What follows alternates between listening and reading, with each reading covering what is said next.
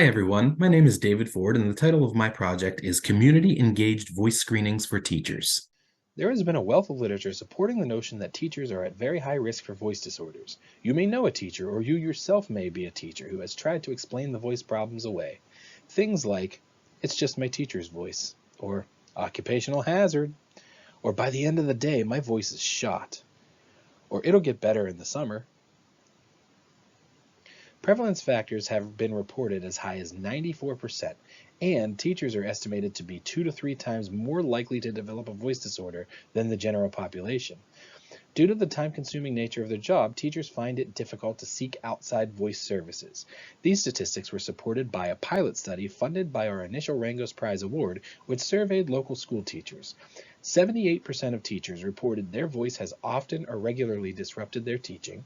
89% reported their voice has often or regularly impacted students' ability to learn. And while roughly two-thirds of the respondents reported voice problems, only about one-third sought services. This barrier to service is remedied by the proposed project. If teachers don't have time to get their voice evaluated during the school day, we'll come to them. This project aims to create a voice screening protocol that will allow for undergraduate students, supervised by practicing clinicians, to identify early signs and symptoms of voice problems in primary education teachers. The screening will consist of a standard interview, asking about vocal demand inside and outside the classroom, a validated self-rated quality of life instrument, and a specific acoustic analysis protocol which will be developed. As far as logistics, we plan to visit 1 to 2 times per semester at each of the 2 to 3 local elementary schools. This will require 3 to 5 students each visit and 1 to 2 certified SLPs to supervise across all visits. This is a similar process to the hearing screenings our department currently provides, which is why I'm so confident that this project is feasible and sustainable. One of the most compelling aspects of this project is that it takes a relatively small amount of effort on the front end to impart a widespread and significant impact. Beneficiaries of this work include SLP students at Duquesne, teachers across our community, and the university itself.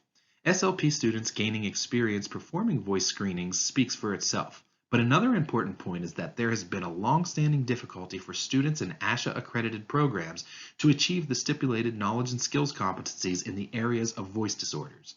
This also coincides with what we know about how Generation Z is most motivated to learn. This generation of students is craving experiences that have a meaningful impact on society and prefer a see one, do one, teach one approach, which is exactly how this project is designed. As far as the benefit to teachers, they'll have improved access to care by bringing the screening directly to them during their workday. They'll also have the benefit of earlier identification of voice problems and will be provided resources and contact information should problems arise. The university also benefits as this project expands our network of community partners. It also provides for augmenting traditional didactic coursework with an experiential learning component, improving the perceived value of university core credits. To illustrate the point that this project is significantly different from what already exists at the university, I'll provide 3 examples. Firstly, this project is intended to significantly alter a course currently offered within the SLP department.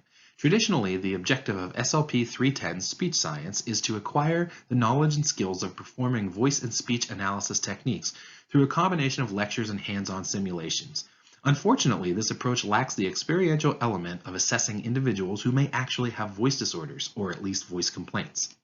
Secondly, it's often incredibly difficult to infuse community engagement into our undergraduate curriculum because the emphasis is on teaching the foundational concepts of our field.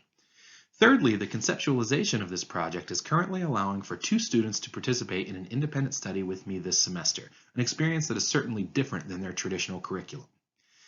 I'd like to conclude by just reiterating my belief that this project really encompasses the tenets of our mission here at Duquesne, serving God by serving students so that they in turn can serve others. And I can't think of a better exemplar to see that mission in action. Thank you very much for your time and attention.